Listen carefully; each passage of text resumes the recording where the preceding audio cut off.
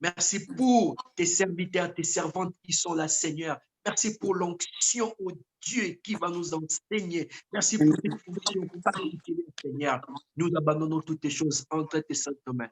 Au nom de Jésus-Christ de Nazareth, notre seul Maître, Seigneur et Sauveur, nous avons ainsi prié et nous disons tous comme un seul homme, à la gloire du Père. Amen. Amen. Amen. Amen, amen. Que Dieu vous bénisse. Que nous pouvons acclamer le Seigneur. Malgré les voisins, le Seigneur mérite nos acclamations. Amen, amen. Amen. Je suis dans la joie vraiment de partager ces moments avec vous. Et voilà, bonsoir déjà à tout le monde. Bonsoir, Max. Bonsoir. Sœur Carole. Bonsoir, Sœur Carole. Bonsoir, Maman Sophie. Ma femme est au travail, mais même habillée en tenue de boulot, elle est toujours belle. Amen. Bonsoir, pasteur Odin. Écoutez, j'aimerais que... Oh, bonsoir, Dylan, ça va? Bonsoir, oui, ça va. Oui. J'aimerais que tout le monde puisse dire un bonsoir au pasteur Odin, notre frère, notre ami, notre papa. Vraiment, je vous laisse le temps de saluer le pasteur Odin. Bonsoir, pasteur. Bonsoir, pasteur Rodin. Bonsoir, bonsoir tout le monde. Que Dieu vous bénisse. Amen. Amen. Vous aussi. Pasteur Odin, nous sommes très heureux encore de vous avoir ce soir. Vraiment, que Dieu vous bénisse. Vous êtes une bénédiction pour le corps de Christ et nous les confessons et nous les croyons. Et le peuple de Dieu a hâte vraiment de vous entendre, d'entendre ce que le Seigneur a mis pour vous, pour son peuple. Je vous laisse la parole. Sentez-vous libre. Nous sommes en famille. Que Dieu vous bénisse. Amen. Amen. En tout cas, que Dieu vous bénisse. Je crois que ce soir, nous allons passer combien? 5 heures du temps, c'est ça? J'ai vu là. On a pris les forfaits illimités, donc on est là. J'ai vu le visage d'une sœur qui dit, mais 5 heures, c'est beaucoup. Non, on va passer. Pas du tout. Ah, pas du tout, ok.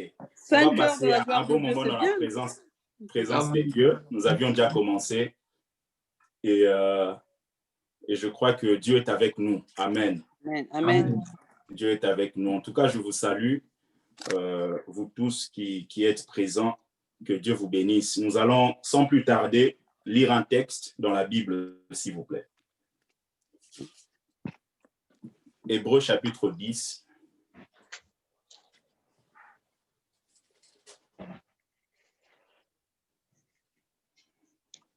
Hébreux 10.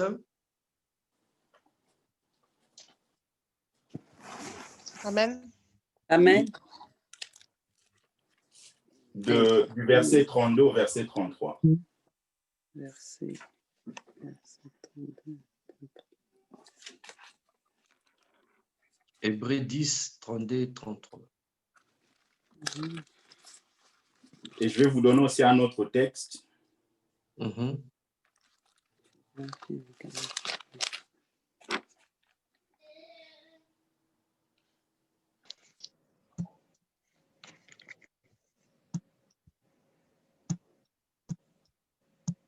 Jean chapitre 10, s'il vous plaît. Jean chapitre 10, le verset 27.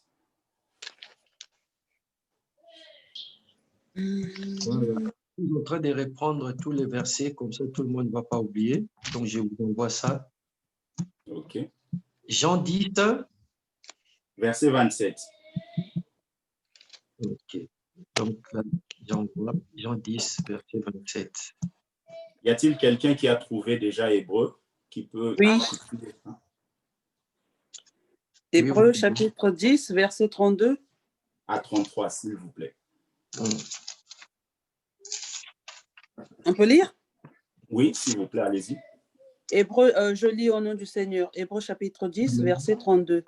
Souvenez-vous de ces premiers jours où, après avoir été éclairés, vous avez soutenu un grand combat au milieu des souffrances.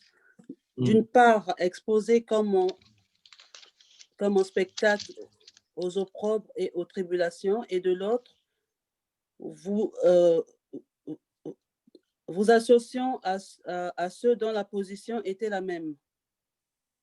Amen. Amen. Amen. Amen. Amen. dans cette allée. Vous pouvez prendre aussi Jean.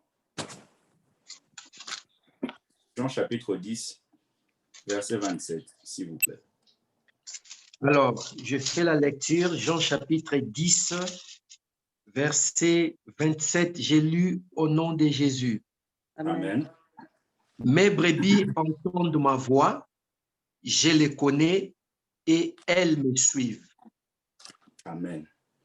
Amen. Amen. Amen. Amen. Alors, que Dieu vous bénisse. Amen. Alors, bien aimés, aujourd'hui, nous allons partager sur ce thème, comme indiqué sur l'affiche, être éclairé. Être éclairé. Être éclairé. Avant même d'aller plus loin, j'aimerais dire à quelqu'un, vous pouvez parler de tout. C'est-à-dire qu'en tant qu'enfant de Dieu, vous pouvez parler de tout. En tant que serviteur de Dieu, vous pouvez parler de tout. Mais vous ne communiquez que ce que vous avez vous-même vécu. C'est-à-dire que vous ne pouvez pas communiquer ce que vous n'avez pas. Regardez l'histoire de Pierre. Pierre est en train d'avancer avec Jean. Ils arrivent devant le temple. Ils voient cet homme qui était paralytique. Et en voyant cet homme est en train de demander l'aumône. Et Pierre a compris que le besoin le plus profond de cet homme, ce n'est pas l'argent. Et justement, nous allons voir ça tout à l'heure. C'est-à-dire que vous ne pouvez pas comprendre le besoin des gens si vous n'êtes pas vous-même éclairé. En fait, il n'y a que des hommes éclairés qui peuvent voir la profondeur du besoin des hommes. Et Pierre, étant éclairé, il a compris. Il a compris que cet homme qui demande de l'argent, en fait, il a besoin de quelque chose qui est beaucoup plus fort que l'argent. Parce qu'il sait que si je lui donne l'argent, il va consommer et il va toujours rester paralytique. Et justement, pourquoi cet homme demandait de l'argent? Il demandait de l'argent parce qu'il n'avait pas la possibilité d'aller travailler. Il était paralytique. Donc, l'apôtre Pierre se dit, le besoin de cet homme, peut-être lui-même ne se rend pas compte. Il demande de l'argent. En demandant de l'argent, il reste toujours paralytique. Autrement dit, il est toujours exclu de la société. Et il dit, moi, je vais aller en profondeur. Et qui peut aller en profondeur si ce n'est que celui qui est éclairé?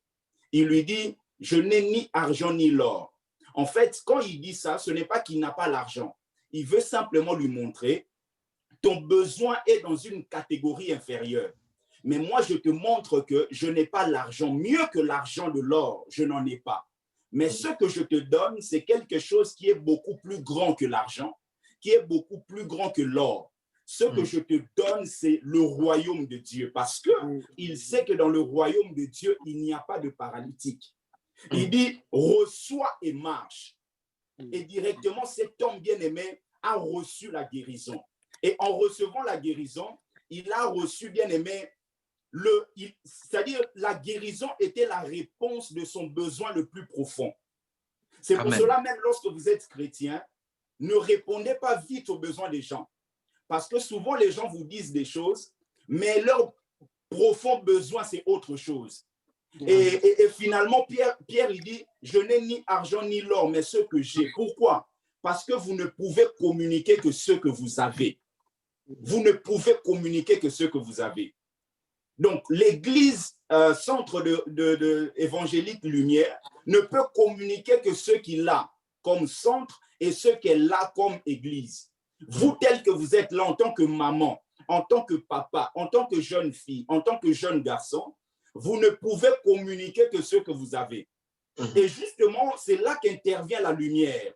Et pour ceux qui notent, j'aimerais que vous puissiez noter cette définition. Être éclairé, c'est être suffisamment exposé à la lumière qui vous permet de voir les choses et les gens comme Dieu les voit. Être exposé, être éclairé, c'est être suffisamment exposé. Vous êtes suffisamment exposé à la lumière qui vous permet de voir les choses et les gens comme Dieu les voit. Comme Dieu les voit. En fait, quand je dis comme Dieu les voit, les choses, c'est aussi, à l'intérieur, vous trouvez aussi les besoins. De trouver réellement les besoins des hommes, de trouver réellement les préoccupations des hommes.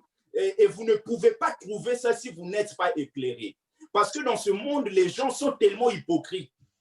Les gens sont tellement, bien aimés, faux. Ils sont tellement faux. Vous savez, concernant l'homme, on parle de 3 caractéristiques. On dit que dans la personnalité de l'homme, vous avez 3 caractéristiques. Vous avez 3 images. Vous avez premièrement ce qu'on appelle l'image projetée. L'image projetée. L'image projetée, c'est quoi? C'est la façon dont je veux que les autres me voient. Et vous savez, il y a des gens qui sont comme ça, qui sont hypocrites. Et d'ailleurs, hypocrite, le mot hypocrite, dans son étymologie grecque, veut dire acteur, veut dire quelqu'un qui joue un rôle, un acteur. C'est-à-dire, si vous prenez quelqu'un qui fait du théâtre, dans son rôle dans le théâtre, il peut être quelqu'un de très pauvre. Mais dans la vie quotidienne, dans la vie naturelle, dans la vie réelle, la personne n'est pas pauvre. C'est-à-dire que lorsque la personne est en scène, elle est en train de pouvoir, bien aimé, porter, bien aimé, une identité. Et cette identité n'est pas sa vraie identité. Et justement, c'est ça. Nous sommes environnés des hommes qui sont faux. Ils ont une image projetée. Ils veulent qu'on puisse les voir d'une certaine manière. Vous pouvez voir, par exemple, même dans le milieu pastoral, vous allez voir un pasteur qui fait tout pour qu'on puisse le voir différemment. Mais au-dedans de lui, il n'est pas comme ça. Vous allez voir un évangéliste, un pasteur, un docteur. Vous allez voir même des sœurs à l'église qui font tout pour être vus d'une certaine manière. Mais ce n'est pas toujours vrai au-dedans d'elles. Pourquoi? Parce qu'elles se préoccupent de cette image, de cette première image qu'on appelle l'image projetée. C'est-à-dire la façon dont je veux que les autres me voient. Comment est-ce que je veux que les gens voient mon couple? Combien de couples sont en train de souffrir, bien aimés dans le secret, mais en public, vous voyez le couple bras dessus, bras dessous, bras dessus, simplement parce que ces gens sont tellement préoccupés par leur image projetée, la façon dont les autres doivent les voir, la façon dont je veux que les autres me voient. Et des fois, vous allez voir un moment, ça se voit que ces hommes ne sont pas naturels, ne sont pas vrais. Et justement, c'est ça la première image, l'image projetée. Mais vous avez une deuxième image qu'on appelle l'image perçue. L'image perçue. Si vous avez la façon dont vous voulez que les autres vous voient, il y a une deuxième manière dont les autres vous voient. C'est-à-dire que vous pouvez vouloir que les autres puissent vous voir gentil, mais ce n'est pas toujours le cas. Les autres peuvent vous voir différemment. Et c'est justement ce qu'on appelle l'image perçue, c'est-à-dire la façon dont les autres me voient. Et combien donc, bien aimés, sont tellement focalisés sur ce que les gens pensent. Mais qu'est-ce que les gens disent de moi? Ce n'est pas mauvais de pouvoir s'intéresser à ce que les gens disent. Jésus lui-même, il a posé la question aux disciples en disant, qu'est-ce que les hommes disent de moi? Et les disciples ont répondu en disant, ils disent que tu es Jean-Baptiste, que tu es Élie, que tu es l'un des prophètes. Jésus dit, ok, ça c'est ce que les gens disent. Et vous, qui dites-vous que je suis? C'est-à-dire que les gens peuvent aussi donner leur avis. Et c'est aussi important d'avoir un bon témoignage. La Bible dit, un bon témoignage vaut plus qu'un parfum de bonne odeur. Mais ce n'est pas, bien aimé, le summum de là où Dieu nous attend. Parce que si vous avez l'image projetée, la façon dont vous voulez que les autres vous voient, vous avez une deuxième image, l'image perçue, la façon dont les autres vous voient. Mais il y a une troisième image qu'on appelle l'image réelle. Là, c'est la façon dont Dieu vous voit.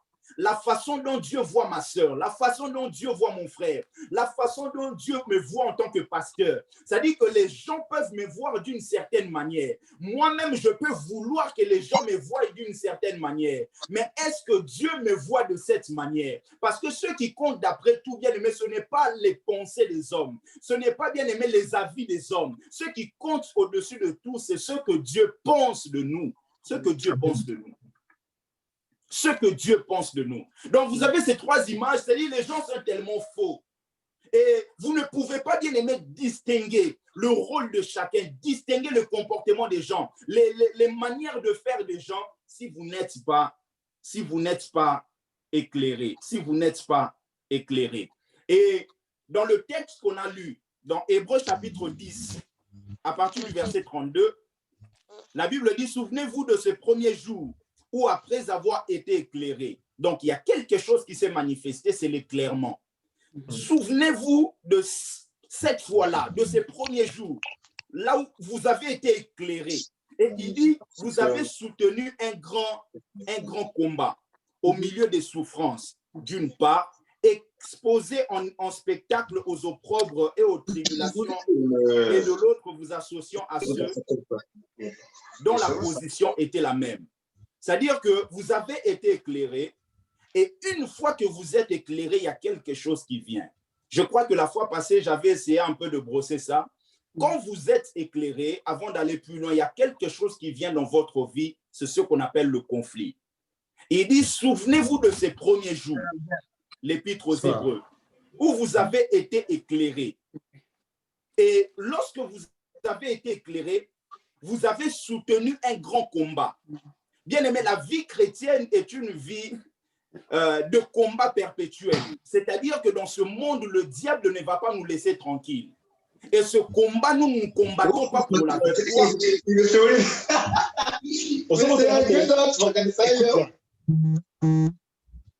Nous ne combattons pas pour la victoire, mais nous combattons dans la victoire. C'est-à-dire que lorsque vous êtes éclairé, et plus vous êtes éclairé,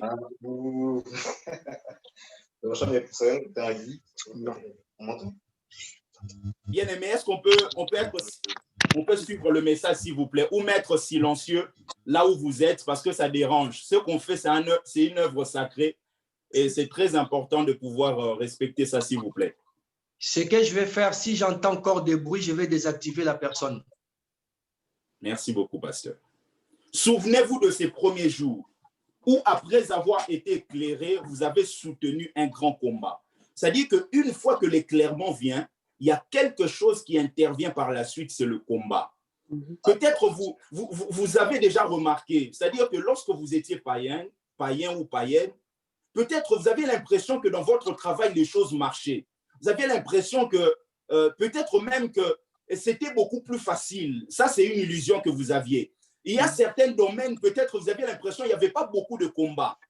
Mais une fois que vous êtes venu au Seigneur, vous vous dites, mais pourquoi ces combats? Pourquoi ces choses? Pourquoi? Parce qu'après avoir été éclairé, il y a toujours quelque chose qui arrive, ce qu'on appelle le conflit. Le conflit, ça peut être déjà ce conflit que nous avons avec le monde de ténèbres, mais il y a un autre conflit qui peut venir même au niveau de la famille. C'est-à-dire que vous êtes tellement éclairés que même les gens de la famille commencent à vous combattre. Même les gens qui sont vos voisins commencent à vous combattre. Vous avez l'impression que les gens ne vous comprennent plus. Vous avez l'impression que, comme j'ai un ami qui est évangéliste, il était païen, il allait dans des boîtes de nuit, il allait draguer des filles. Mais ses parents ne disaient rien, ses oncles ne disaient rien. Mais le jour où il a accepté Christ, bien aimé, je vous dis que même les oncles du village sont venus à Kinshasa. Et son père, bien aimé, a reçu tous ses petits frères qui sont venus simplement pour pouvoir dire à ce frère, mais comment se fait-il que toi, tu es parti dans les Minzambi, dans les églises là, tu es parti là-bas et voilà, tu vas être détruit et tout ça. Et justement, lui, il ne comprenait pas. Il dit, mais j'étais ici, en train de draguer des filles, en train d'aller dans des boîtes de nuit. Personne ne m'appelait pour me reprocher quoi que ce soit. Mais comment se fait-il que le jour où j'ai été éclairé, parce que être éclairé, c'est toujours un appel au conflit. Vous ne pouvez pas, bien aimer, vous passer de ce phénomène. C'est-à-dire qu'une fois que vous êtes éclairé, et plus vous êtes éclairé, plus vous êtes à l'église, au centre évangélique Lumière, chaque enseignement que vous recevez, ça ramène un éclairement dans votre vie. Et plus cet éclairement est grand, plus les conflits vont commencer à augmenter. Parce que plus vous grandissez en Christ, plus vous avez un raisonnement qui s'éloigne du monde. Plus vous grandissez en Christ, plus votre raisonnement, bien aimé, commence à défier les hommes. Plus vous évoluez dans le Seigneur, plus même votre mentalité et votre manière de penser commence à choquer les hommes. C'est pour cela que vous pouvez être quelque part, vous dites, mais moi là, l'avortement, pas question. Moi là, avant le mariage, pas question. Et les gens vont vous dire, mais tu vas pas profiter de ta jeunesse. Vous voyez, ça, c'est la réaction humaine. Et ça, c'est la réaction du monde. Et justement, l'éclairement vient en confrontation avec de tels raisonnements. Ça peut venir même de tes propres parents. Ça peut venir même de tes propres parents. Jésus dit, je ne suis pas venu pour apporter la paix. mais je suis venu pour apporter les paix. Et dans ce contexte, bien aimé, il voulait nous faire comprendre que justement le recevoir et être éclairé, c'est quelque chose, bien aimé, qui va nous coûter, Ça peut te coûter des relations, ça peut te coûter même un travail, ça peut te coûter même un poste, ça peut te coûter même une promotion. C'est-à-dire qu'on propose une promotion et il y a des choses, il y a des exigences, bien aimées, qui vont à l'encontre de la Bible. Mais vu que toi, tu es éclairé, tu refuses et justement, ça te coûte la promotion. Est-ce que quelqu'un me suit, peut dire Amen? Amen, amen, amen. Lorsque vous regardez par exemple les Juifs, vous allez vous rendre compte, bien aimé, que les Juifs attendaient le Messie. Pour eux, le Messie devait venir et pour eux, justement, la prophétie annoncée depuis Ésaïe. Pour eux, le Messie devait être quelqu'un qui devait venir mettre fin à cette bataille entre Juifs et Romains. C'est-à-dire qu'ils pensaient que le Messie, il devait venir pour pouvoir assujettir le Romain et donner la victoire au peuple juif. Et lorsque Jésus est arrivé, rappelez-vous dans Luc chapitre 4, je vais lire ce texte pour vous, Luc chapitre 4 à partir du verset 17. La Bible dit, et on lui remit le livre du prophète Ésaïe. L'ayant déroulé, il trouva l'endroit où il est écrit, l'Esprit du Seigneur est sur moi, parce qu'il m'a oint pour annoncer une bonne nouvelle aux pauvres. Il m'a envoyé pour guérir ceux qui ont le cœur brisé, pour proclamer aux captifs la délivrance et aux aveugles le recouvrement de la vue, pour renvoyer libres les opprimés, pour publier une année de grâce du Seigneur. Ensuite, il roula le livre, il remit aux serviteurs et s'assit. Tous ceux qui se trouvaient dans la synagogue avaient le regard fixé sur lui. Alors il commença à leur dire, aujourd'hui, cette parole de l'Écriture que vous venez d'entendre est accomplie. Et tous lui rendaient témoignage. Ils étaient étonnés des paroles de grâce qui sortaient de sa bouche. Et ils disaient, n'est-ce pas là le fils de Joseph? C'est-à-dire que Jésus, au temple, il est en train de pouvoir lire ce qui est écrit dans le rouleau. Et justement, il lit ce qui est écrit dans Ésaïe. Le prophète Ésaïe avait déjà prophétisé. Il avait déjà dit concernant le Messie. Et maintenant, les Juifs, pour eux, ils n'étaient pas suffisamment éclairés pour pouvoir comprendre, bien aimer la prophétie. Regardez ce qui est réellement dit dans cette prophétie. Je vous donne ce texte dans Ésaïe chapitre 9 à partir du verset 6 ou le verset 5 dans votre version. Il est écrit, car un enfant nous est né, un fils nous est donné, et la domination reposera sur son épaule. On l'appellera admirable, conseiller, Dieu puissant, Père éternel, prince de la paix, donné à l'empire de l'accroissement et une paix sans fin au trône de David et à son royaume. L'affermir et le soutenir par le droit et par la justice, dès maintenant et à toujours. Voilà ce que fera le zèle de l'Éternel des armées. C'est-à-dire que la prophétie a été donnée, la parole a été libérée. Et cette parole qui a été libérée, les Juifs n'étaient pas suffisamment éclairés pour pouvoir comprendre exactement comment cette prophétie bien-aimée va s'accomplir. Parce que quand vous étudiez ce texte d'Ésaïe chapitre 9, vous voyez le verset 5 ou 6 dans votre version par rapport à ce que j'ai lu, vous regardez avec l'autre verset, c'est-à-dire le verset suivant, vous allez vous rendre compte que entre le premier verset et le deuxième verset, il y a des milliers et des milliers d'années. C'est-à-dire que vous ne pouvez pas percevoir ça avec votre œil physique. Il n'y a que quelqu'un qui est suffisamment éclairé qui peut comprendre qu'entre le premier verset et le deuxième verset, il y a des milliers d'années. Il y a seulement l'éclairement qui peut vous faire comprendre que celui-ci est le Messie.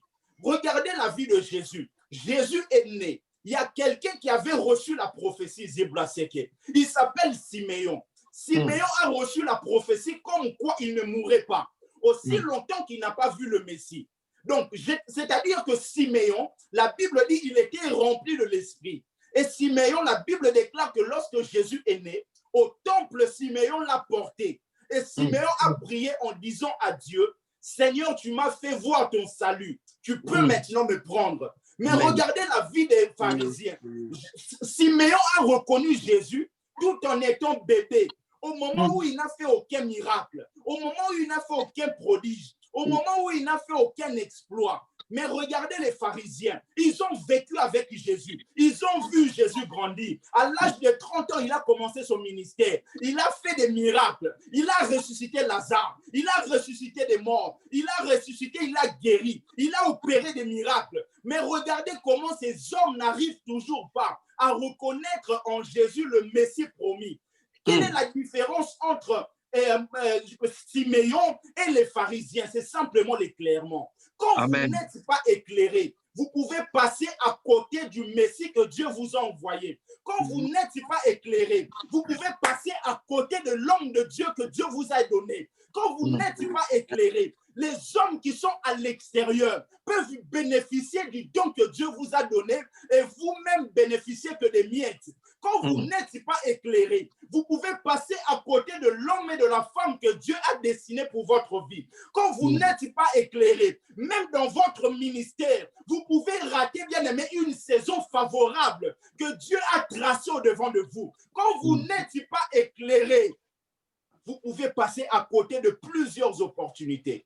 Amen. Je prie le Seigneur ce soir, dans la vie de tout celui qui est là, que l'éclairement vienne au nom de Jésus, que Amen. tu puisses voir clair, dans ton ministère que tu vois clair, dans ton couple que tu vois clair, dans la vie de ta famille que tu vois clair. Est-ce qu'il y a quelqu'un qui croit à ces choses, qui peut me dire Amen, amen, amen, amen, amen.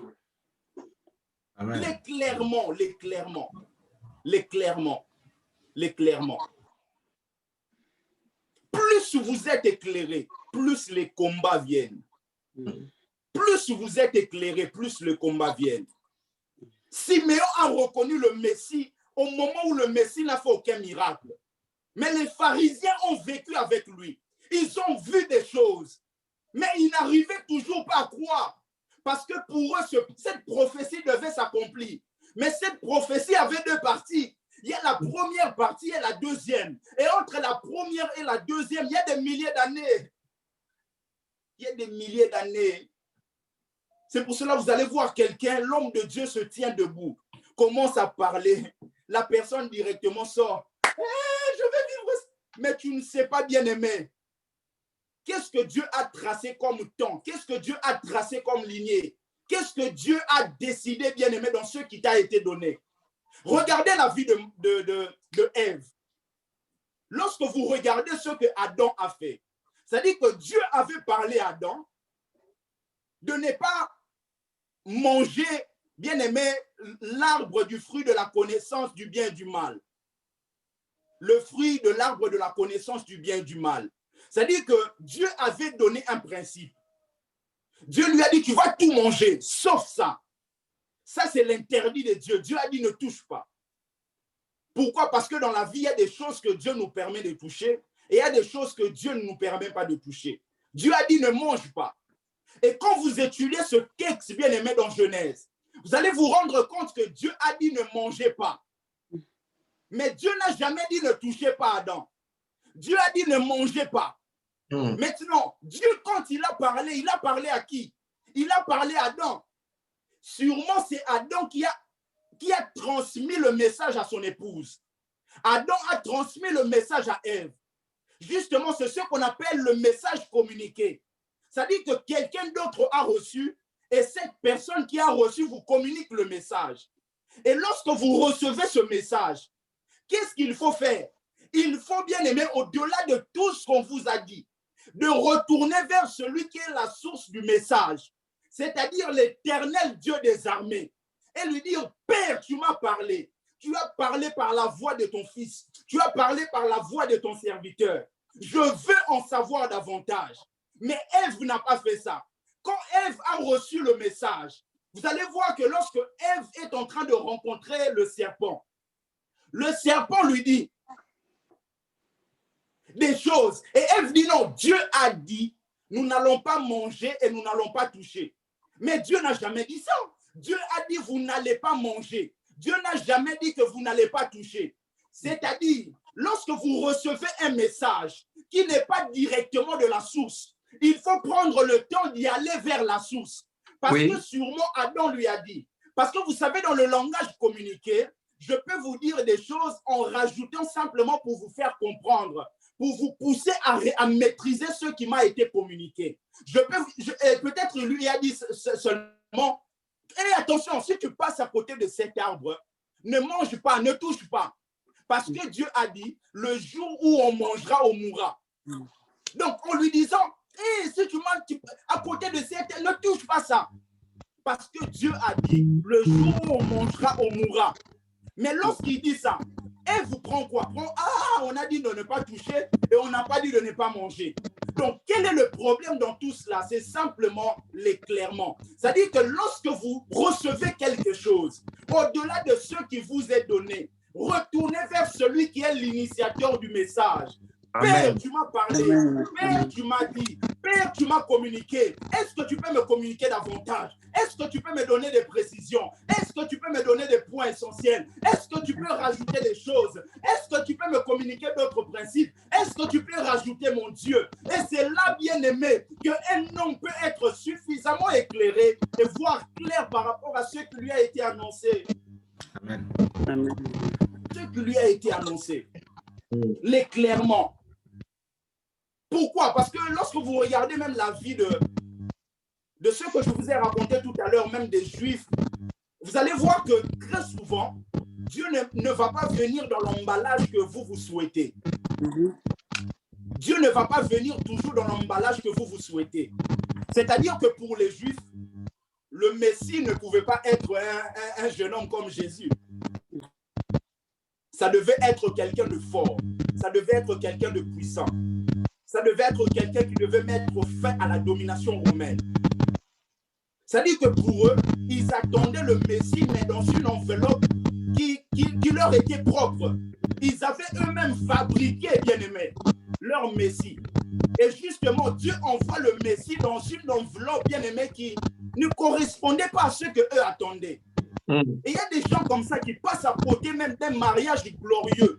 Pourquoi? Parce qu'ils attendent le mari par rapport à l'enveloppe qu'eux-mêmes veulent. Au-delà, bien-aimé, de tes désirs, au-delà, bien-aimé, de tes principes, au-delà, bien-aimé, de ta volonté, il faudrait que tu saches qu'il y a la volonté de Dieu qui prime. Oh mon Dieu. Alléluia. Amen. Il y a la volonté de Dieu qui prime. Amen. Il y a la volonté de Dieu qui prime. L'apôtre Paul dit aux Éphésiens, je prie que Dieu illumine les yeux de votre cœur pour que vous sachiez quelle est l'espérance qui s'attache à son appel. J'aime beaucoup cette version, ce verset dans la version Parole vivante. Je vais lire pour vous, bien-aimés. Parole vivante, Éphésiens chapitre 1er, le verset 18. La parole vivante dit ceci, qu'il vous accorde une pleine lumière et qu'il augmente l'acuité, c'est-à-dire le degré de sensibilité de votre vision spirituelle, afin que vous compreniez en quoi consiste l'espérance vivante à laquelle vous avez été appelés et que vous sachiez quelle merveille vous êtes en droit d'attendre, car inépuisable est la richesse du glorieux héritage que Dieu réserve à ceux qui lui appartiennent. Il dit, je prie Dieu qu'il illumine les yeux de votre cœur, qu'il vous accorde une pleine lumière. Comme pour dire, bien-aimé, la lumière est progressive. La vie chrétienne, la révélation est progressive. Et justement, bien-aimé, l'objectif de ces assises, c'est que vous puissiez comprendre que Dieu veut que vous alliez de progrès en progrès. Que vous puissiez être davantage éclairé, que vous puissiez progresser dans votre compréhension du Seigneur. Et comment est-ce que vous pouvez, bien aimé, vivre l'éclairement? L'éclairement vient premièrement dans l'écoute de Dieu, dans l'écoute de Dieu, dans l'écoute de Dieu. Jésus dit, mes brebis entendent ma voix et me suivent. Amen. Mes brebis entendent ma voix et me suivent. Ça vient dans l'écoute de Dieu. Non? Vous savez, Dieu parle. Quand vous regardez la Bible, vous avez plusieurs dispensations. Vous allez voir que les dispensations changent. Vous avez la dispensation de l'innocence et tout ça, conscience. Vous arrivez à la loi, la grâce. Et vous voyez que plusieurs choses changent. Mais il y a une chose qui ne change pas malgré le changement des dispensations. C'est que Dieu parle. Dieu continue à parler. Il a parlé à Adam. Il a parlé à Noé. Il a parlé aux sacrificateurs. Il parle aux apôtres. Il continue à parler à ses enfants aujourd'hui. Dieu parle. Quand vous lisez le livre d'Apocalypse, lorsque la Bible parle de cette église d'Asie mineure, à chaque fois qu'on finit de parler pour une église, la Bible dit que celui qui a des oreilles entende ce que l'Esprit dit à l'église. Parce que l'Esprit de Dieu parle. Et ce soir, Dieu parle à quelqu'un. Il dit, mes brebis entendent ma voix et me suivent. La capacité d'écouter Dieu. Donc, l'écoute de Dieu ramène l'éclairement. La parole de Dieu ramène l'éclairement. Et quand je dis la parole de Dieu, ce n'est pas simplement des phrases prononcées. Parce que même le silence de Dieu peut être un langage. Amen. Même le silence de Dieu peut être un message. Job dit, Dieu parle tantôt d'une manière, tantôt d'une autre. Amen. Mais ce sont les hommes qui ne prennent pas garde. Dieu parle. Et justement, bien aimé, c'est là où nous allons nous focaliser pendant quelques minutes avant de pouvoir prier. Dieu parle. Dieu peut vous parler par voix audible. Dieu peut vous parler par le songe. Dieu peut vous parler par des rêves. Dieu peut vous parler par des visions. Dieu peut vous parler par la bouche même de ceux qui ne connaissent pas Jésus. Amen. Un jour, on raconte l'histoire d'un homme de Dieu. Cet homme bien-aimé, il était en train de prendre une mauvaise allure. Et finalement, il s'est livré à la débauche. Il avait pris rendez-vous avec une femme. Et pendant qu'il a donné rendez-vous à cette femme, il partait pour rencontrer cette femme. À quelques mètres de l'hôtel, là où la femme l'attendait, il a rencontré un fou, quelqu'un qui est mal habillé, très sale. Et cet homme bien-aimé passait à côté du pasteur. Et quand il passait, il a commencé à parler. Celui qui va commettre l'impudicité aujourd'hui mourra. Un fou, mais commence à dire de telles choses. Et directement, cet homme a compris. Ça, c'est le message que Dieu m'envoie. Bien-aimé, je prie le Seigneur que dans chaque circonstance, vous puissiez percevoir le message que Dieu vous donne. Alléluia. Amen. Amen. Dieu parle. Il dit Dieu parle tantôt d'une manière, tantôt d'une autre. Et il y a l'un des moyens que Dieu utilise. Au-delà de la parole, la Bible, parce que j'aime dire la Bible, Biblia en grec, veut dire l'ensemble des livres ou bibliothèque. Ça veut dire bibliothèque. J'aime le dire, vous ne pouvez pas rentrer dans une bibliothèque, passer des jours et sortir de là tel que vous étiez entré. Il y a quelque chose de nouveau qui va venir dans votre vie. Et si la bibliothèque physique peut vous communiquer des choses, à combien plus forte raison la bibliothèque dans laquelle le Saint-Esprit est l'initiateur. Bien-aimé, tout celui qui prend le temps de méditer la Bible, qui prend le temps d'étudier la parole de Dieu, qui prend le temps de s'asseoir au devant des Écritures, bien-aimé, sa vie ne finit que par changer. Amen. Alléluia. Amen. Une église qui s'appuie sur la parole. L'apôtre Paul est en train de dire à son fils dans la foi Timothée, il lui dit comment est-ce qu'il doit se comporter à l'église. Et lui-même, il définit l'église, il dit c'est la maison de Dieu. Il dit c'est l'appui et la colonne de la vérité. Donc c'est l'appui, c'est-à-dire l'église ne peut pas, bien aimé, être debout si elle ne marche pas dans la vérité. Et la Bible dit c'est la colonne. C'est-à-dire que sans la colonne, vous ne pouvez pas avancer. L'église ne peut pas avancer dans la direction que Dieu a établie si elle ne marche pas dans la vérité. Et la Bible déclare que la vérité, c'est Jésus. Donc, Jésus est la parole. Dans Jean chapitre 1er, au commencement était la parole. La parole était avec Dieu, la parole était Dieu. Donc, quand l'Église s'appuie sur la parole de Dieu, quand l'Église ne s'appuie pas, bien aimé, sur des aventures, quand l'Église, les hommes qui constituent l'Église ne sont pas là pour blaguer, mais connaissent la valeur et l'importance des Écritures, bien aimé, cette Église ne peut que vivre une vie victorieuse. Amen. Alléluia. Dieu parle. Donc, au-delà de la Bible, au-delà du message audible, ainsi de suite, Dieu peut vous parler par des songes. C'est là que nous allons, bien aimé, terminer. Quand on parle du songe, vous savez, le songe, c'est différent de la vision. Parce que le songe, vous l'avez lorsque vous êtes endormi généralement. Et la vision, vous l'avez lorsque vous êtes éveillé, d'une manière très simple. Dieu parle par des songes dans votre subconscient. Dieu parle dans le songe à tout le monde. Dieu peut parler même aux païens. Vous allez voir la plupart des rêves que la Bible nous rapporte, ce sont des rêves qui ont été formulés dans la vie des païens. Vous allez voir des rois, vous allez voir comme Pharaon, vous allez voir d'autres rois qui ont reçu les rêves. Et l'une des différences entre le païen et le chrétien, c'est que si le païen peut aussi recevoir le songe, mais l'interprétation lui sera difficile. C'est pour cela que vous allez voir la plupart des rêves que les païens ont reçus, ils se sont rapprochés des hommes qui avaient une alliance avec Dieu pour l'interpréter. Amen. Donc Dieu parle dans les rêves. Et souvent les gens prennent à la légère ce que Dieu leur donne dans les rêves. Je vous donne un exemple. Regardez la vie du père adoptif de Jésus. Il s'appelle Joseph. Cet homme bien-aimé a été averti dans un rêve, dans un songe, pour pouvoir fuir là où ils étaient, pour pouvoir quitter l'endroit où ils étaient. Pourquoi? Parce qu'il y avait une persécution qui était en train de pouvoir s'abattre sur les enfants.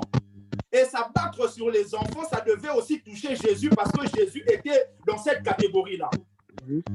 Maintenant, l'avertissement pour lui pousser à pouvoir la direction pour qu'il puisse quitter l'endroit où ils étaient, pour qu'ils puissent fuir en Égypte, c'était dans un rêve. Maintenant, posez-vous la question. Si Joseph avait négligé le rêve qu'il avait reçu, que serait, bien aimé, le sort de l'humanité? Beaucoup d'entre nous ici, peut-être vous rêvez la nuit, vous dites, c'était juste un rêve. Mais vous passez à côté d'une grande direction que Dieu a donnée dans votre vie. Amen, amen. Amen. Bien aimé, ce soir, Dieu m'envoie pour que nous soyons éclairés. De ne jamais, bien aimé, mépriser les rêves qu'il nous donne. Vous allez voir la vie de Daniel. À chaque fois que Daniel recevait un songe, la Bible nous dit qu'il avait un carnet où il écrivait. Et c'est justement ce que vous devez faire ce soir. Vous recevez beaucoup de songes, mais le matin, vous ne vous souvenez même plus de ça. Vous recevez beaucoup de choses la nuit, et le matin, vous ne vous souvenez même pas. Simplement parce que vous ne prenez pas le temps de noter. Ayez même votre téléphone. Quand vous rêvez, bien aimé, enregistrez ce que vous avez vu.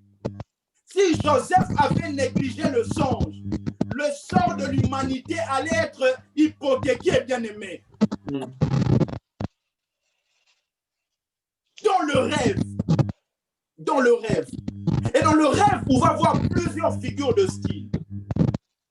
Et ces figures de style, vous les trouvez d'ailleurs dans les écrits de Paul. Vous savez, Paul est un homme formidable. Dans ses écrits, vous avez une intelligence profonde. Il nous parle de plusieurs figures de style. Par exemple, vous savez des figures de style, par exemple, qu'on appelle la métonymie. La métonymie. La métonymie. Avec un Y. Métonymie. La métonymie, c'est quoi? C'est simplement une figure de style qui vous permet, bien aimé, de dire, de considérer le tout par la partie. C'est-à-dire, si je vous dis par exemple, avec le pasteur Max, nous allons prendre un verre du jus.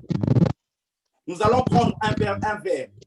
C'est-à-dire que lui dire que nous allons prendre un verre, vous comprenez que ce n'est pas le verre que nous allons prendre. C'est ce qui est dedans. C'est ce qui est dedans que nous allons prendre. Donc, quand je dis nous allons prendre un verre, c'est le contenu que nous allons prendre. Ce n'est pas le contenant. Bah justement, là, vous les trouvez aussi dans les songes. Ce qu'on appelle la métonymie. C'est-à-dire, vous prenez le tout pour la partie. Vous pouvez avoir des rêves comme ça où Dieu vous parle d'une famille. Vous parle de votre famille. En fait, votre famille, il ne s'agit pas de tous les Kimwenge, de tous les Jean-Baptiste, de tous tous les de Makonga, de Makwanza, Non, c'est-à-dire que quand Dieu vous parle de toute la famille, peut-être le message qui est derrière, ça vous concerne vous. C'est-à-dire que votre famille à vous particulièrement, vous, votre femme, vos enfants. Donc, Dieu peut utiliser cette figure de style, la métonymie. Mais le contraire, il peut utiliser aussi la synecdoque. On appelle ça la synecdoque. Cette figure de style, c'est justement le contraire de la métonymie. Le contraire de la métonymie. Si dans la métonymie, vous êtes en train de prendre le tout pour la partie, dans la synecdoque, vous prenez la partie pour le tout. Je vous donne un exemple très simple. Par exemple, si je vous dis, Dieu m'a fait grâce, j'ai eu un toit. Mais vous comprenez, quand je dis j'ai eu un toit, vous comprenez que ce n'est pas le toit que j'ai eu. Vous comprenez que j'ai eu la maison. Mais j'utilise bien aimé la partie parce que le toit, c'est la partie de la maison pour qualifier toute la maison. Et justement, dans vos rêves, vous pouvez avoir cette figure de style où on vous parle d'un détail. Mais ce détail, bien aimé, il faut l'agrandir et voir bien aimé plus grand. Et qui peut voir plus grand si ce n'est que celui qui est éclairé? Et vous avez d'autres figures. Par exemple, vous avez une figure de style qu'on appelle la comparaison. Et vous voyez plusieurs comparaisons dans la Bible. Dieu dit à Jérémie, va voir ce que le potier est en train de faire. Il dit de la même manière que le potier est en train de fabriquer, de travailler pour un vase, moi aussi je fais de la même manière pour les enfants d'Israël. Donc vous avez une comparaison. Et vous avez aussi des métaphores. Des métaphores, c'est simplement une métaphore, c'est simplement une comparaison, mais sans le comme. Par exemple, la Bible dit la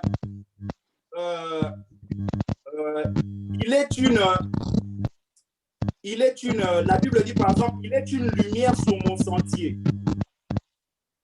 Il est une lumière sur mon sentier. Je vais vous donner ce texte en psaume. Je vais lire ça pour... Psaume chapitre 119, le verset 105. La Bible dit, ta parole est une lampe à mes pieds et une lumière sur mon sentier. Donc, sa parole est une lampe à mes pieds. Donc, vous voyez que c'est une métaphore. Il y a juste le comme qui n'est pas là. Donc, si vous ajoutez le comme, vous avez une comparaison. C'est-à-dire qu'on compare quelque chose à quelque chose d'autre. Et dans la métaphore, on enlève le comme. Il dit, ta parole est une lampe à mes pieds et une lumière sur mon sentier. Cantique de David. David dit, l'Éternel est mon berger, je ne manquerai de rien. Donc là, vous avez une métaphore, vous avez une comparaison, on a enlevé juste le comme. Parce qu'il compare Dieu, il prend Dieu pour un berger. Dans la comparaison, on dirait Dieu est comme mon berger. Mais dans la métaphore, il dit l'Éternel est mon berger. Je ne manquerai de rien. Donc, vous avez ces figures de style-là qui vous permettent de pouvoir comprendre, bien aimé, ce que Dieu vous communique dans un rêve. Amen. Ne négligez jamais, jamais vos rêves. Dieu parle par des voix audibles.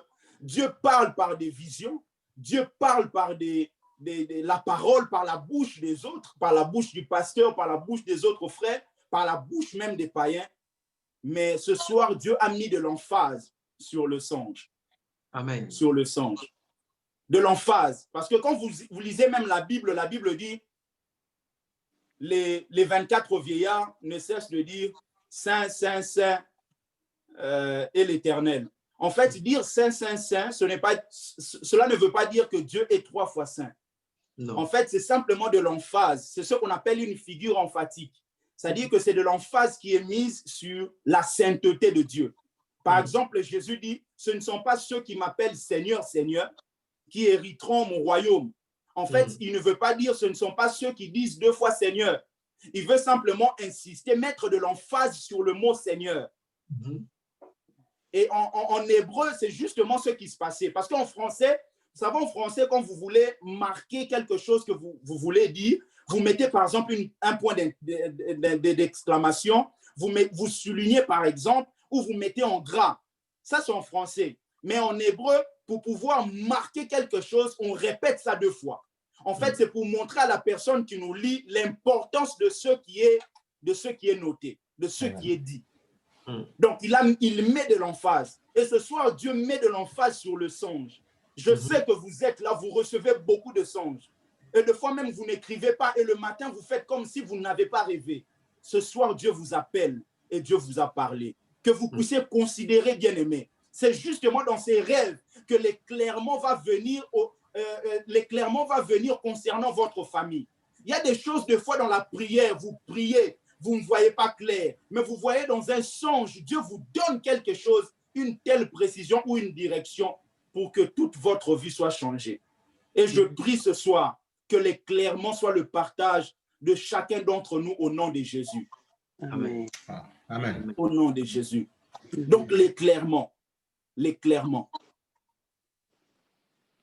Il est quelle heure? Il est 22h. 22h24. Ok, merci. L'éclairement. Et pour terminer, vous avez plusieurs songes. Vous avez des songes qu'on appelle par exemple des songes mensongers. Ça ne vient pas de Dieu. Ce sont des songes qui viennent directement de Satan. Vous avez des songes qui peuvent venir simplement de votre âme.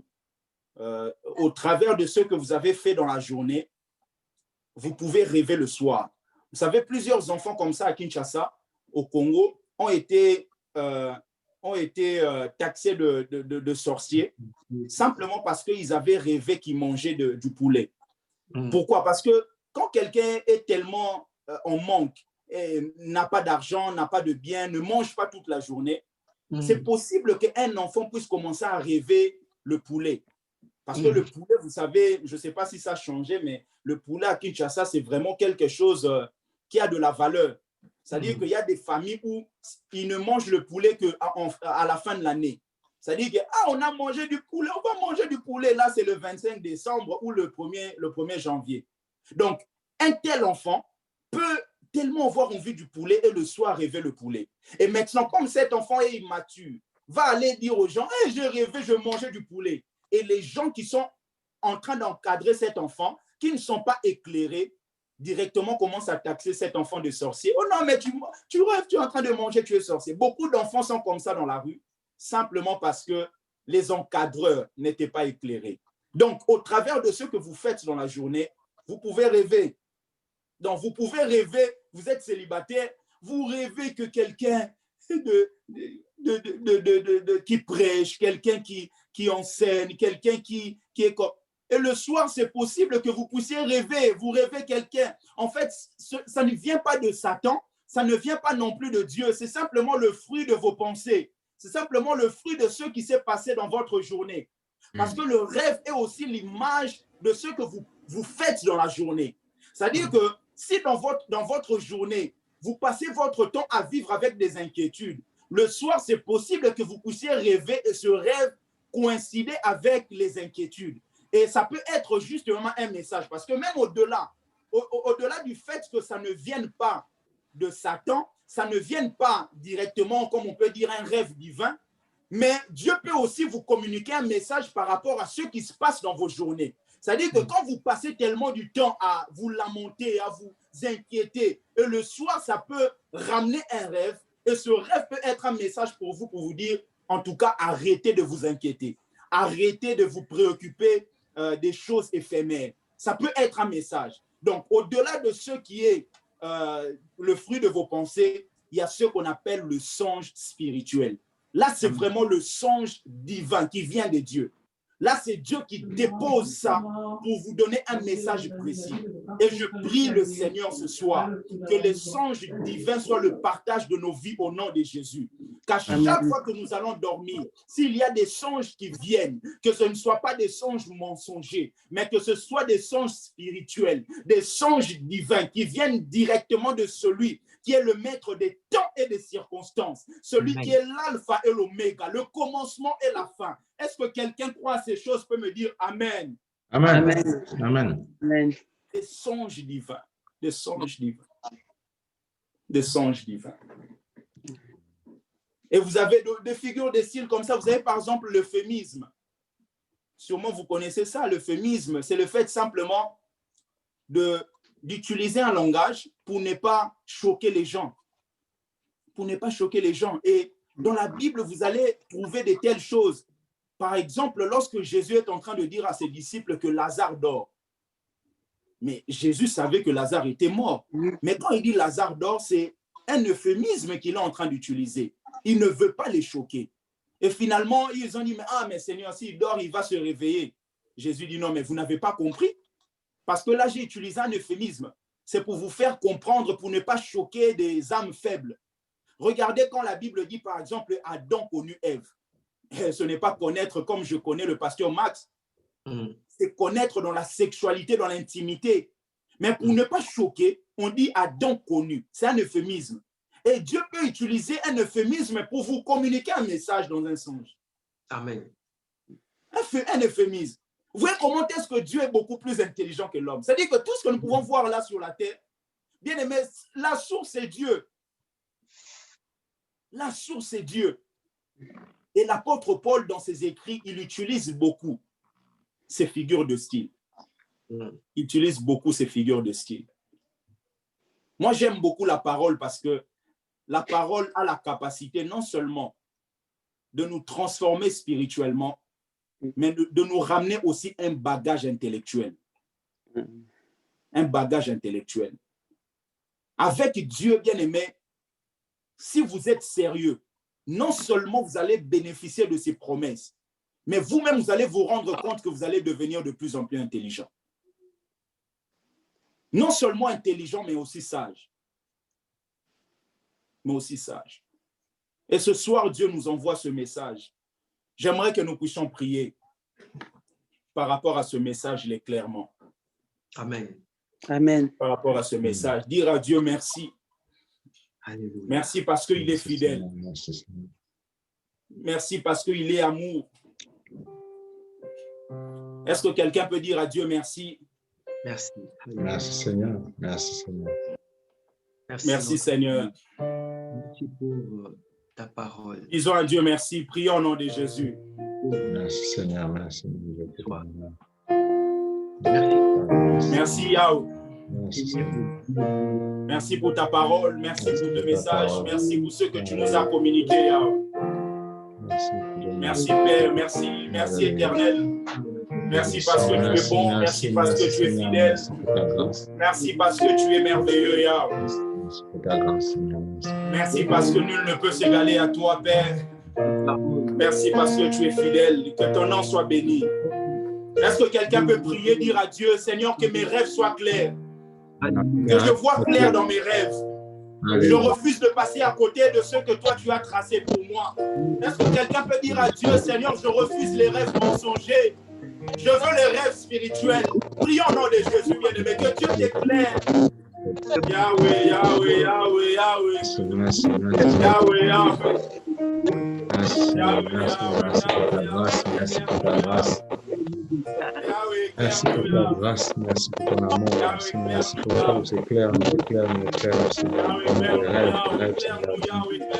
Des rêves, qui nous éclairent, des rêves qui nous pouvoir mieux te comprendre, Seigneur. Éclaire-nous, Seigneur. Merci, éclaire-nous par les rêves, les visions, Seigneur, qui nous ouvrent les yeux, qui nous ouvrent l'entendement spirituel, Seigneur. Alléluia, merci. Merci pour ta grâce. Merci, Éclaire nos rêves, éclaire nos rêves. Yahweh, nous avons besoin de toi, Sabaoth. Besoin de toi, Emmanuel, besoin de toi, Pourquoi. Nous avons besoin de toi, Seigneur. Besoin de toi, Père, besoin de toi, Yahweh. Besoin de toi, Seigneur. Besoin de toi, Yahweh. Besoin de toi, Yahweh. Besoin de toi, Seigneur. Besoin de toi, Père. Besoin de toi. Éclaire nos rêves, éclaire nos vies. Éclaire nos vies ce soir, éclaire nos vies ce soir. Que l'éclairement vienne, éclaire nos rêves, éclaire nos rêves. Seigneur, nous refusons, Seigneur, de passer à côté.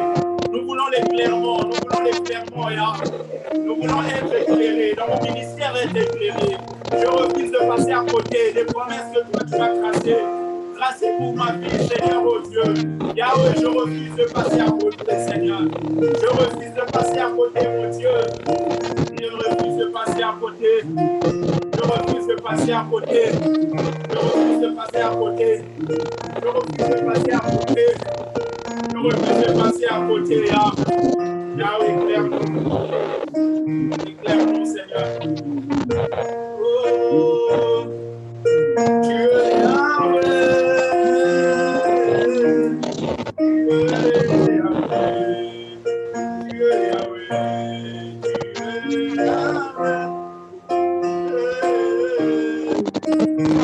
Yahweh. Dieu est Yahweh. Dieu est Yahweh.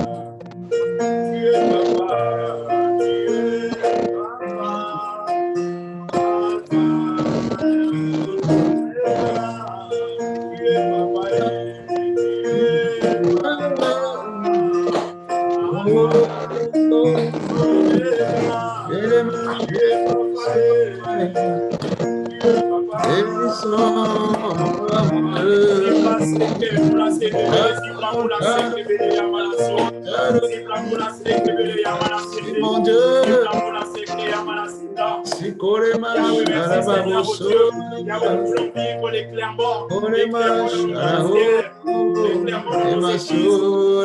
l'éclairement dans ce que nous faisons, l'éclairement, oh Dieu, l'éclairement, mon roi, l'éclairement, l'éclairement, Père, l'éclairement, Seigneur, éclaire papa en ce lieu, éclaire maman en ce lieu, éclaire un jeune en ce lieu, éclaire une jeune fille en ce lieu, éclaire mon Père, éclaire-nous Yahweh, éclaire-nous Yahweh.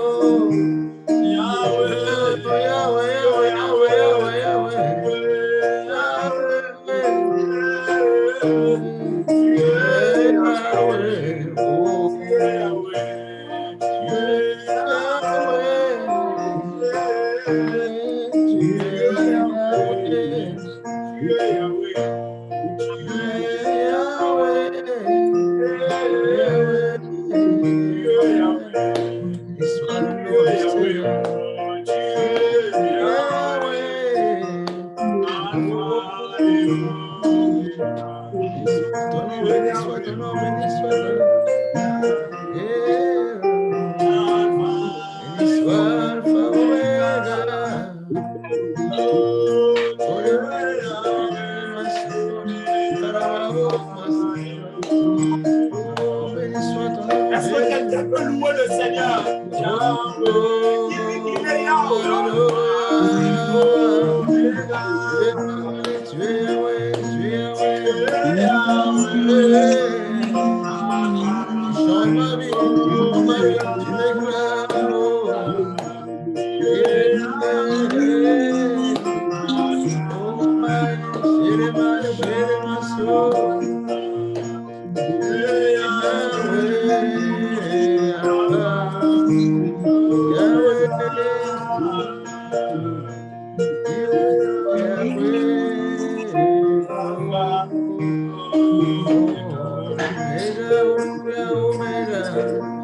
Yeah.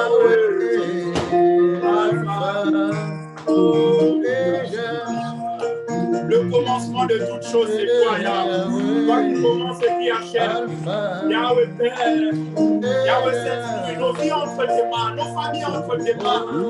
Yahweh Père, éclaire nos familles, éclaire nos vies, éclaire nos ministères, éclaire tout ce que nous, Yahweh. Éclaire-nous, Yahweh, éclaire-nous. Éclaire-nous, éclaire ma famille, éclaire nos familles, Yahweh. Éclaire cette église. Centre, Seigneur évangélique, la lumière, que ta lumière luise. Yahweh, que ta lumière, Yahweh.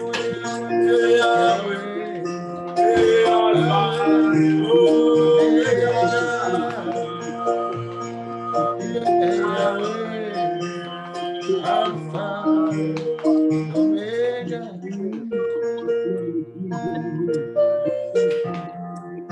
Soit ton nom, béni soit ton nom, béni soit ta vie. Alléluia, soit la gloire. Merci Seigneur pour ta grâce. Bien-aimé, je vais prier avant de remettre la parole à l'homme de Dieu. Seigneur, merci. Merci pour ta fidélité. Merci parce que tu es fidèle. Tu parles mieux que tous les professeurs d'université. Quand tu parles, nos vies sont changées. La Bible dit, ce peuple qui était dans l'angoisse, ils ont crié à toi, Yahweh. Et toi, tu envoies ta parole. Et ta parole est guérie. Ta parole a pour objectif de ramener l'éclairement dans nos vies. Père, je prie que l'éclairement soit le partage de chacun de nous ce soir au nom de Jésus. Merci de nous éclairer. Merci d'éclairer nos familles. Merci d'éclairer nos vies. Merci d'éclairer nos couples. Merci d'éclairer nos maisons, nos enfants. Yahweh, je prie que tu éclaires cette église, le centre évangélique, la lumière. Seigneur, les jours qui viennent sont des jours glorieux pour cette église. La Bible déclare que tu es derrière la parole de tes serviteurs pour les accomplir. Yahweh, je déclare que cette église est bénie. Que ta faveur repose sur cette église. Que cette église montera de gloire en gloire. Et que ta faveur accompagnera cette église. Seigneur, ce soir, je prie que nos rêves soient davantage clairs. Que nous puissions percevoir, Seigneur, ce que tu nous communiques dans les rêves. Et ce soir, je viens avec autorité briser toute forme de rêve mensonger. Toute forme de rêve satanique. Yahweh, des rêves qui viennent pour nous désorienter. Yahweh, Seigneur, que cela soit loin de nous. Que ta faveur nous comble. Merci parce que tu es fidèle. Que ton nom soit béni. Au nom de Jésus, tous ensemble comme un seul homme, nous disons Amen. Amen. Est-ce qu'on peut acclamer le Seigneur? Est-ce qu'on peut acclamer le Seigneur? Alléluia. Alléluia. Gloire au Seigneur. Amen, Que Dieu amen. vous bénisse, que Dieu vous bénisse. Je remets la parole à l'homme de Dieu. Amen, pasteur. Dieu soit loué, que Dieu vous bénisse, que Dieu bénisse tout le monde.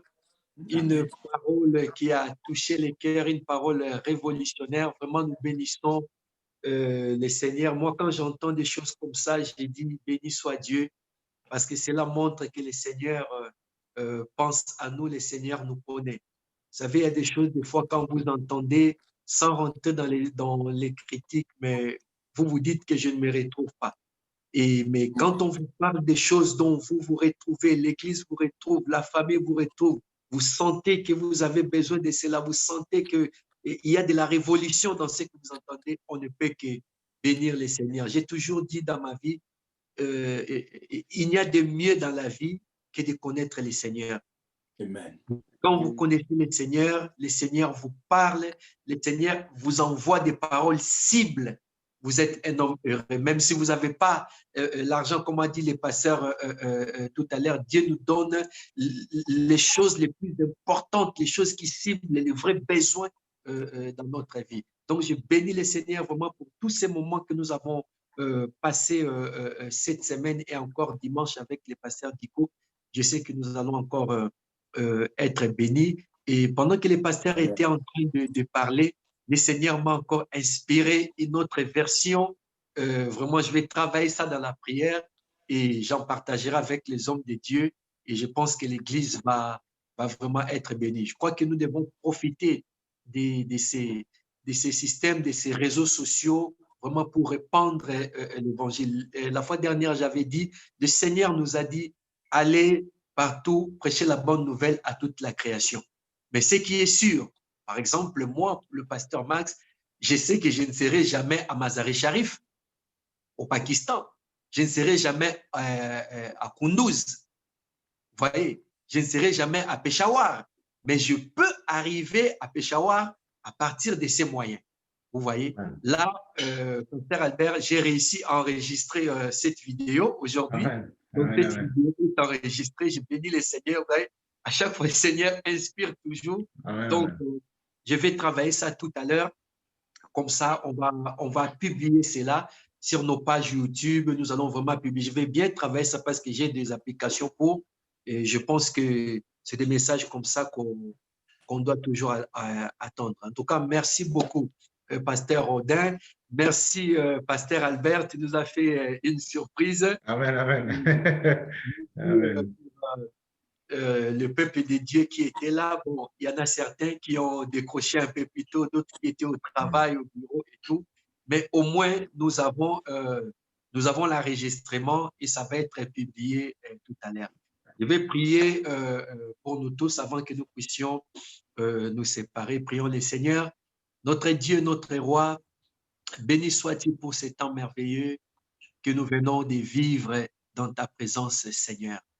Merci, ô Dieu, pour ta parole. Il est écrit, il envoya sa parole les guérit. Je crois du fond de mon cœur que cette parole a guéri quelqu'un. Cette parole a délivré une famille. Cette parole a éclairé un foyer. Cette parole a sanctifié. Cette parole a restauré. Oui, je sens cela, ça bouillonne dans mon cœur personnellement, ô Dieu. Alléluia. Je crois du fond de mon cœur que l'onction qui a accompagné ces paroles au Seigneur va nous soutenir dans la pratique, va nous soutenir, ô Dieu, dans l'application. Car ce que tu attends de nous, Seigneur, tu attends, ô Dieu, l'application, Seigneur, et ce que nous avons écouté. Nous bénissons ton nom, ô Dieu, pour toute sagesse, intelligence, ô Dieu, dans les songes, dans les visions, dans les rêves que nous allons avoir, Seigneur. Merci, ô Dieu, d'avoir éloigné de nous, Seigneur, tout ce qui est mensonger, Seigneur, tout ce qui vient pour nous dérouter, nous dévier notre destinée, Seigneur. Mais nous voulons, ô Dieu, une sagesse particulière et un discernement particulier, Seigneur, pour comprendre la vision, pour comprendre les songes, pour comprendre les rêves, Seigneur, afin de mener à bien cette vie, ô Dieu. Alléluia. Mon âme te loue, mon âme t'exalte. Souviens-toi de ton humble serviteur, Seigneur, que tu t'es choisi ce soir. Alléluia. La Bible dit que tu arroses celui qui arrose. Pense à lui, ô Dieu. Alléluia. Bénis-les encore, Seigneur. Augmente encore en lui la sagesse, l'intelligence, afin que l'Église, le peuple, le corps du Christ soit encore édifié, Seigneur. Merci pour ton serviteur, le pasteur Albert, qui nous a rejoints. Et merci pour tous les bien-aimés qui sont là, ceux qui ont décroché avant, au Dieu, pour des raisons de travail et au Seigneur. Que ta bénédiction atteigne tout le monde, que ta bénédiction localise nos foyers, nos familles, au Dieu. Si tu nous permets de se revoir prochainement, nous ne manquerons pas à te bénir. Nous laissons cette nuit entre tes saintes mains. Ta parole est dit, tu donnes autant à tes bien-aimés pendant qu'ils s'endorment. Même quand nous dormons, tu prends soin de nous. Merci Seigneur. Alléluia. Mon âme te loue, mon âme t'exalte parce que tu es Dieu de toute éternité, au siècle et des siècles. Nous avons ainsi prié et nous disons tous comme un seul homme à la gloire du Père. Amen.